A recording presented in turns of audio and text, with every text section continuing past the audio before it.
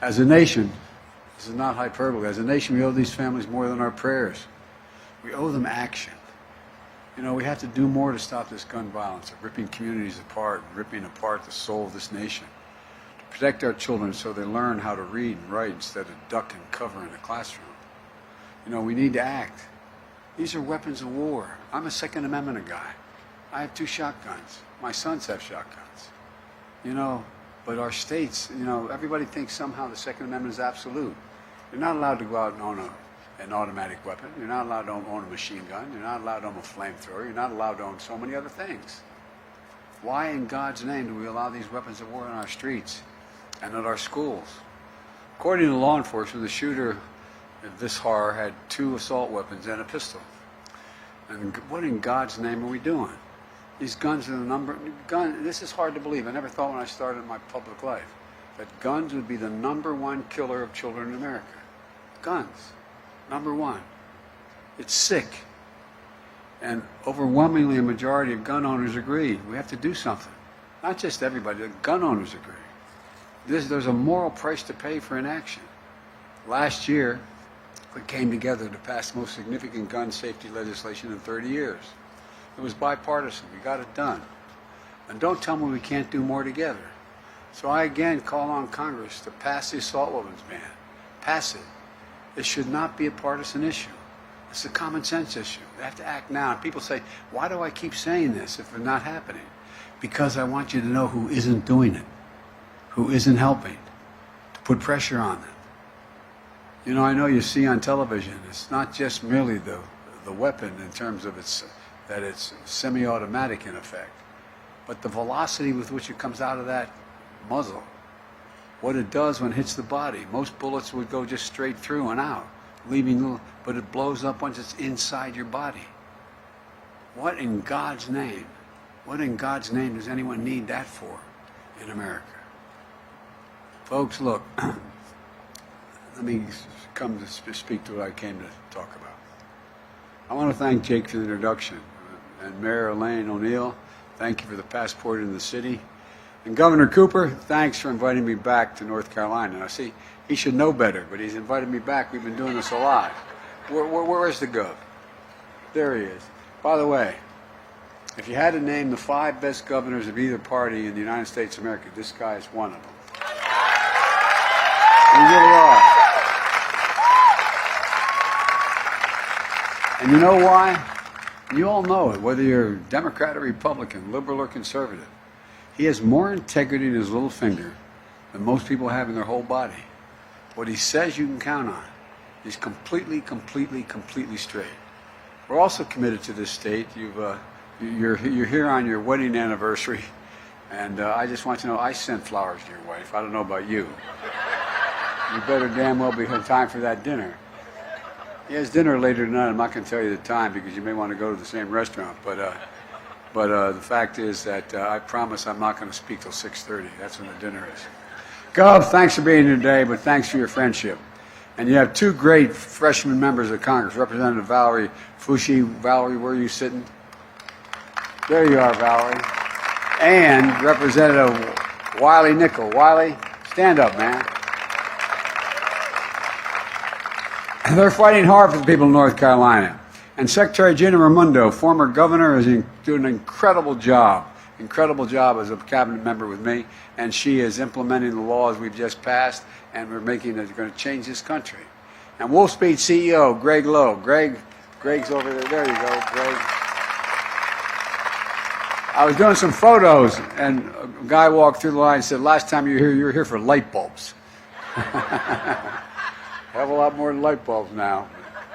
Anyway, thanks for partnering with Governor Cooper on this historic investment. And this is the largest investment in manufacturing in the history of North Carolina. I've asked CEOs this question repeatedly since we began passing this legislation. When the United States invests considerable resources in new industry, does it encourage businesses to get in the game or discourage it? And the answer is universal. It encourages business to get in the game. Federal investment attracts private sector investment. It creates jobs and industries. And it demonstrates we're all in this together. And that's what today's about. We're here to talk about what we're doing to invest in America, to invest in North Carolina, and the progress we made building an economy from the middle out, the bottom up, not trickle down from the top down. That never landed on my dad's kitchen table, the trickle down piece. Progress we made creating strong, sustainable economic growth. We passed the American Rescue Plan right after I was elected, the most aggressive economic recovery package since Franklin Roosevelt. We passed the bipartisan infrastructure law, the most substantial investment since President Eisenhower's investment in infrastructure, roads, bridges, ports, airports, clean water, high-speed internet. And we passed the CHIPS and Science Act, most significant investment in manufacturing and research development in our history. We used to invest 2% of our GDP in research and development. The last 35 years, it got down to 0.7%. But America's coming back. We're determined to lead the world in the manufacturing of semiconductors. We invented semiconductors in the United States of America. The Inflation Reduction Act is the most transformational investment in our climate ever, anywhere in the world. Put it all together, it's a plan to invest in America. Invest in Americans, give them opportunity, invest in ourselves. And it's working. Here's what it looks like across the country. A record 12.4 million new jobs, including 800,000 manufacturing jobs. That means we recovered every single job lost in the pandemic and created 3 million more. Instead of exporting jobs, like to get cheaper labor costs, like I come from the corporate capital of the world, Delaware. More corporations are incorporated in Delaware than every other state in the Union combined. About 30 years ago, under Democrat and Republican administrations, corporate America decided to go where the jobs are the cheapest. And guess what? America lost its edge in manufacturing, lost its edge across the board. And we did that for decades. Now we're creating jobs. We're exporting jobs no longer. American products are being made here. We're growing the economy. And today I announced that since I took office, we've attracted, catch this, we've attracted $435 billion in private investment in American manufacturing. We announced over 23,000 infrastructure jobs so far, projects so far, not jobs, projects, and thousands of American communities across the country. And in the process, we're strengthening our supply chain. Right here in America, here in North Carolina, we're making chips that go into electric vehicles. These vehicles are powered by batteries and critical minerals that you're making here in North Carolina. We're making electric vehicles here in North Carolina. That's what invest means when we say invest in America. Before the pandemic, supply chain wasn't something most Americans thought about. And when you say the supply chain, you look at each other with a blank stare. Well, guess what? Everybody knows what the supply chain is because today, after delays in parts and products, folks experienced, everyone knows.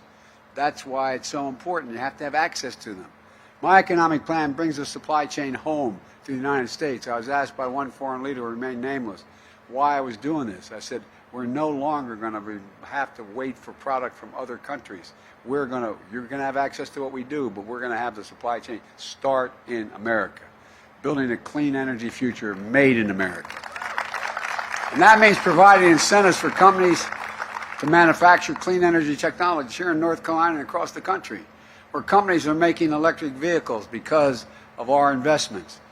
In Charlotte, where, Albemarle is using funding from the Bipartisan Infrastructure Act to process lithium and critical materials that power EV batteries. Across the state, we're building a network of electric vehicle charging stations, and we're going to build 550,000 of them across all of America. We're driving up and down the coast or on I-85. Charging stations will be as easy to find as gas stations are today, and that's a promise. And Wolfspeed is making an investment that will further strengthen the supply chain. The largest investment in manufacturing in North Carolina history, $5 billion they're investing. They make the wafers needed to produce semiconductors, these small computer chips, smaller than the end of your little finger, that power everyday lives, everything, smartphones, washing machines, hospital equipment, automobiles, you name it. They're especially critical in power and electric vehicles, which can use 2,000 to 3,000 chips for a single vehicle.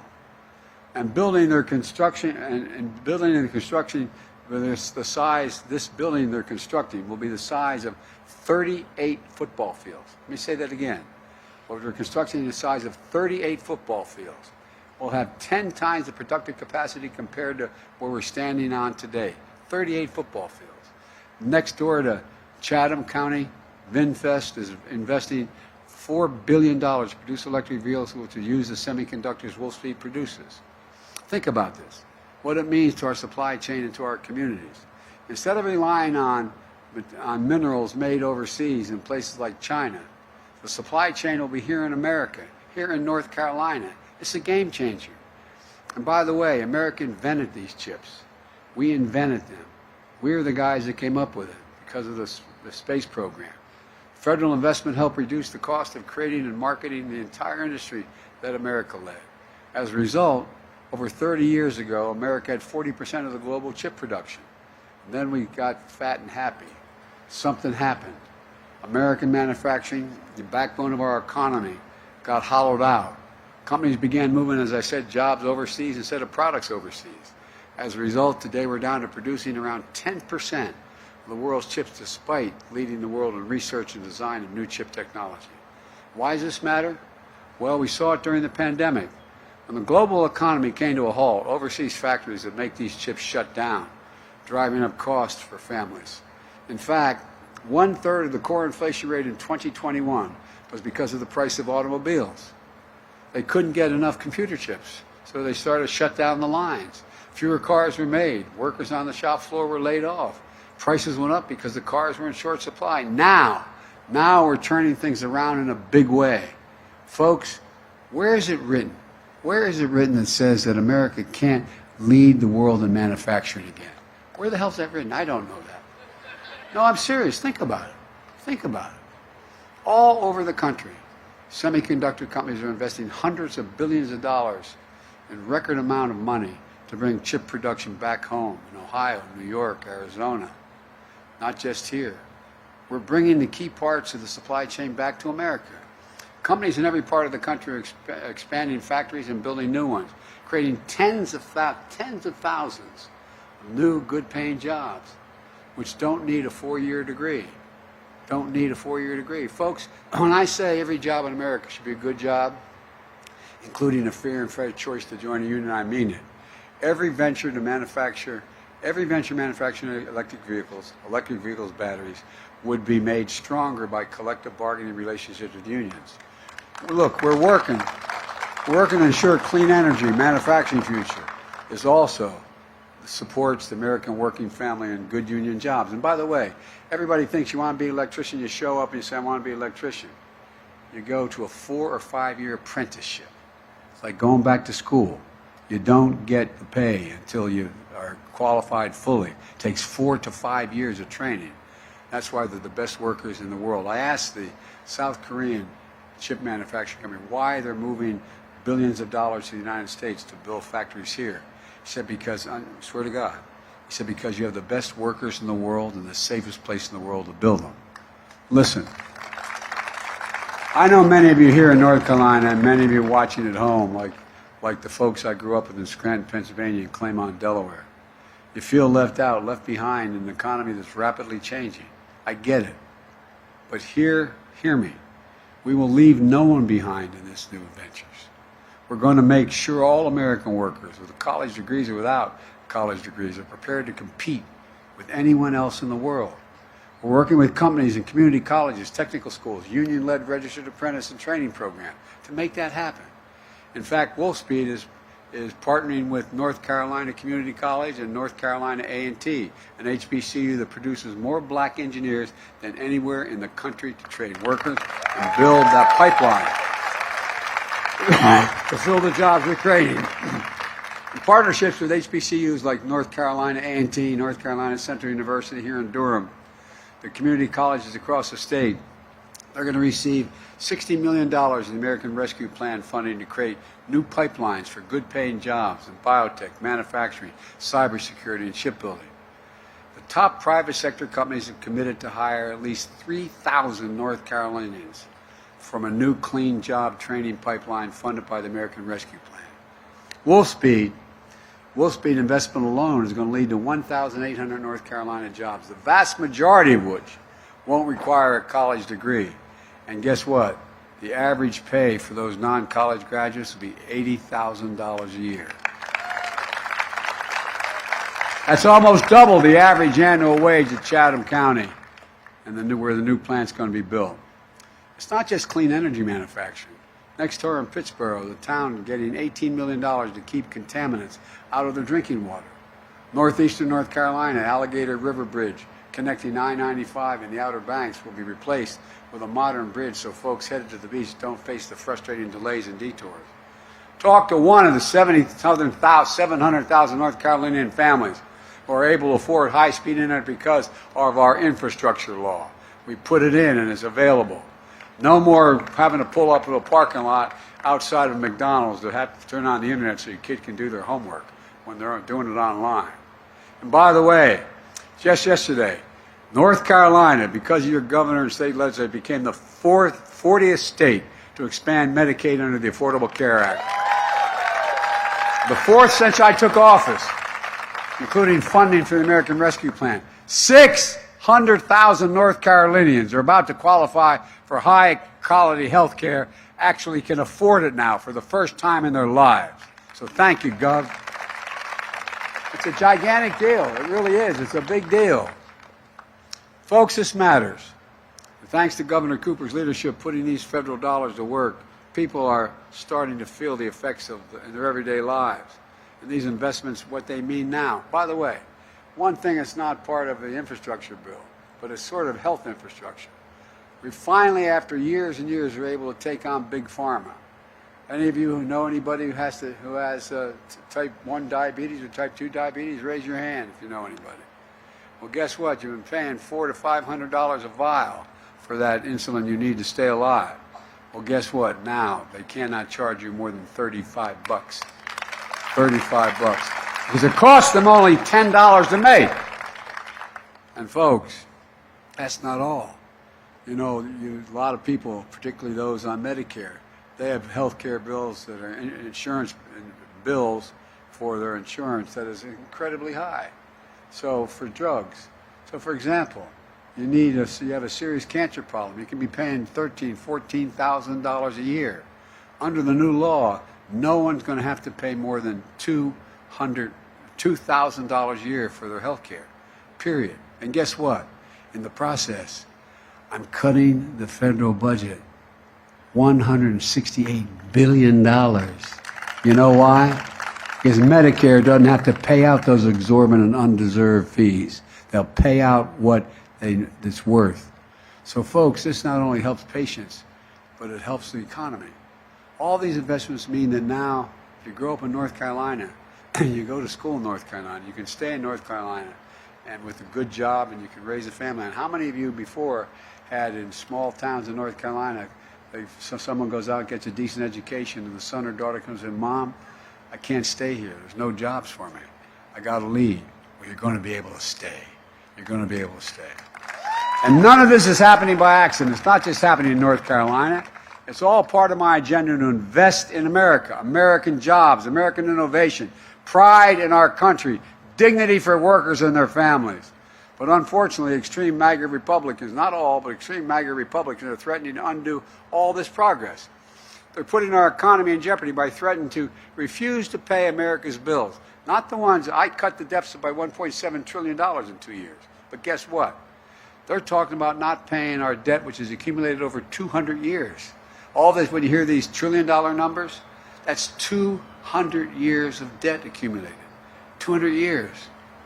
They want to repeal the Inflation Reduction Act, which means they want to cut the investments in clean energy manufacturing and encourage companies to expand and create jobs instead of create jobs here. They want to cede our clean energy future to China to make us dependent on overseas supplies and supply chains, export jobs overseas, and weaken our energy security. MAGA Republicans in Congress all don't want to gut the CHIPS and Science Act. stripping our investments in the next generation science and technology like biomanufacturing, quantum computing, and molecular electronics. Look, folks, it would mean ceding the future of innovation and technology to China. I've got news for you, and for MAGA Republicans in Congress. Not on my watch.